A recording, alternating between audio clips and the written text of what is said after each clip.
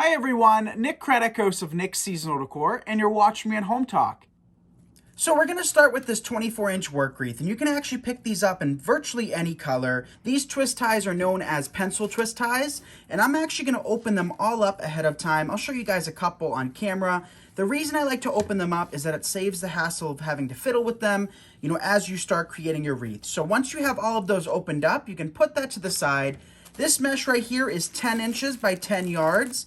So once you unravel your mesh, I use a self-healing mat with a rotary cutter. All you have to do is just take it, and this blade is probably 4 years old actually. So 16 to 18 inches long, just add some pressure. These two go hand in hand with one another, so you can't use this without this because you'll damage your table, damage your surface, and damage your blade over time. So we're gonna cut one piece for every twist. So now what we can do is we can take our mesh, lie it flat on our table, and this technique is known as the ruffle technique. So what that entails is you're just going to lie it flat and then just gather it towards you. So in the end, it's going to look somewhat like a bow tie.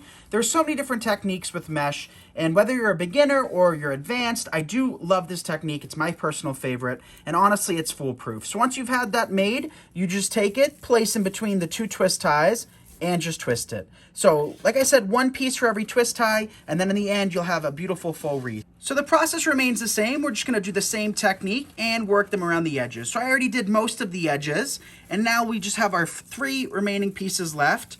The more mesh you have, or the longer pieces you cut, the more full your wreath's going to be. So sometimes it really depends, because over the years here on Hometalk, we've actually designed mesh wreaths that have a very light coating of mesh, and then we work in flowers and greenery and picks and ornaments.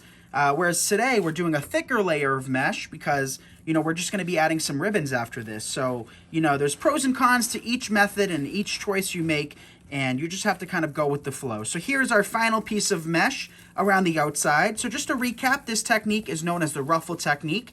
It's very beginner friendly, and it's my favorite technique of all time.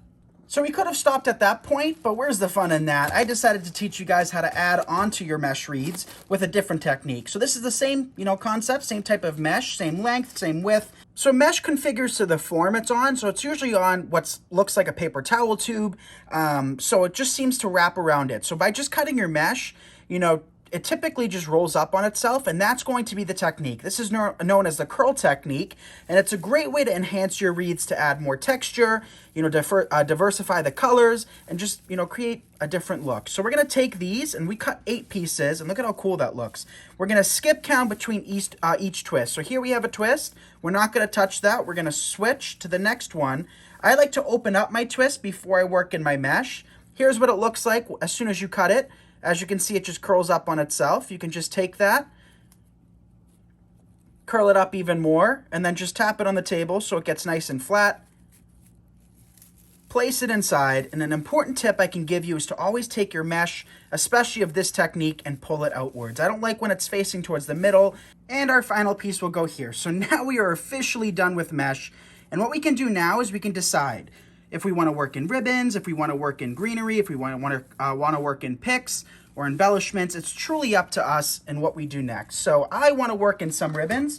So we actually have a couple different options. We have, a harlequin. We have the Swiss dot next to that. We have it in 2.5 inch, 1.5 inch, 4 inch. So we're going to use a blend of ribbons. We're going to cut them 13 inches in length, pre-cut them, and pre-dovetail them. That way it's easier and we don't have to do one at a time and then work them in. So with this, I don't like to work in a piece into every twist. I like to do the same thing we did with the curls, which is just alternate. So whatever ribbon we choose, we're just going to cut 8 of each.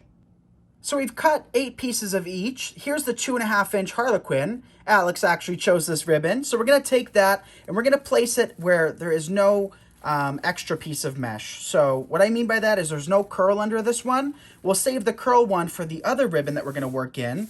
So it makes it nice and easy because virtually your eye just has to gravitate towards just the black and orange mesh, and then you can work them in. So, you don't have to sit there and figure out, did I skip count or whatever. It makes it nice and easy. So again, 13 inches long. We did cut them, dovetail them ahead of time.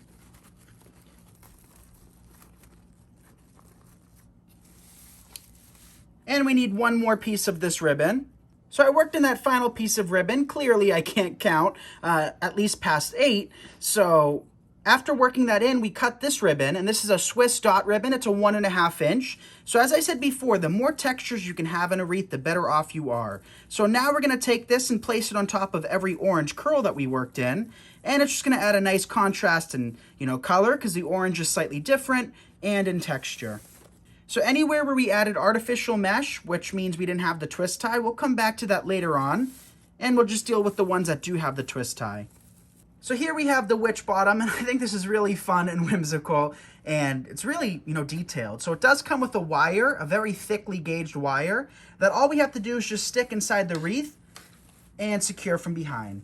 So I'm just securing this to the metal frame. So what we can do now is we can cut off the twist ties. If you want, you could always leave them on. But as I said before, you're gonna have to refluff, and I always like to do that once it's on my wall. So once we have this all fluffed out, we'll show you what the final reveal looks like.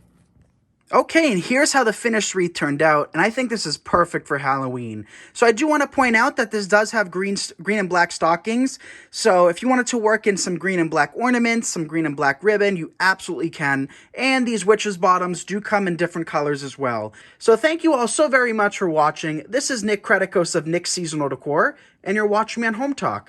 Bye, everyone.